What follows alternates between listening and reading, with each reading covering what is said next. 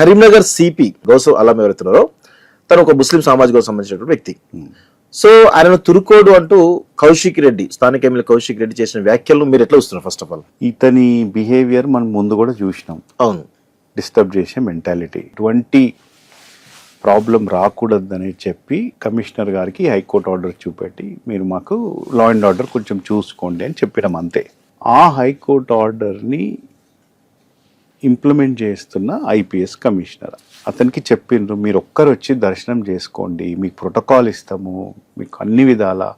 అయితే అతను ఏం చేసిండు, మొత్తం కాన్స్టిట్యున్సీలో ఉన్న 15 కార్లు పెట్టి మందిని తీసుకొని వస్తా అంటే వారు ప్రివెంటివ్గా సిపి గారు అక్కడ ఉన్న 2-3 టౌన్ సిఐలను పంపించి చెప్పి మెల్లంగా మాట్లాడి మీరు రాండి ఫ్యామిలీ, మేము తీసుకెళ్తాం అది ఇదన్న లోపల వాళ్ళు వైఫ్ డాటర్ రోడ్ బ్లాక్ చేసిండ్రు నేషనల్ హైవే. సో ధర్నా జరిగింది అక్కడ రోడ్డుపై బైఠాయించినంత హుజరాబాద్ వినవంకలు కాదు, అప్పటికి ఇంకా పోలేదు గద్దెలు. హైకోర్టు ఆర్డర్ వస్తే ఒక సిన్సియర్ పోలీస్ ఆఫీసర్ హెల్ప్ చేస్తుండు. దానికి కులము మతము పెట్టి అనటము అతని సంస్కారం మీకు తెలిసిపోతుంది. అవును. తర్వాత ఐపీఎస్ లో సంఘం కూడా చాలా పెద్ద ఎత్తున ఖండించింది. వాళ్ళు కూడా చాలా క్లియర్ అయిపోయి మత మార్పులు కూడా చేస్తున్నారు అనేటువంటి వ్యాఖ్యలు చేయడం కూడా మంచి పద్ధతి కాదు అని చెప్పేసి అన్నారు. ఆయన నిజంగా ఆ వ్యాఖ్యలు అనలేదు అని నేను అంటున్నారు, కానీ అన్నారని చెప్పేసి ఐపీఎస్ సంఘం చెప్తా ఉంది. దీని గురించి మీకు ఏమన్నా ఐడియా ఉందా అసలు?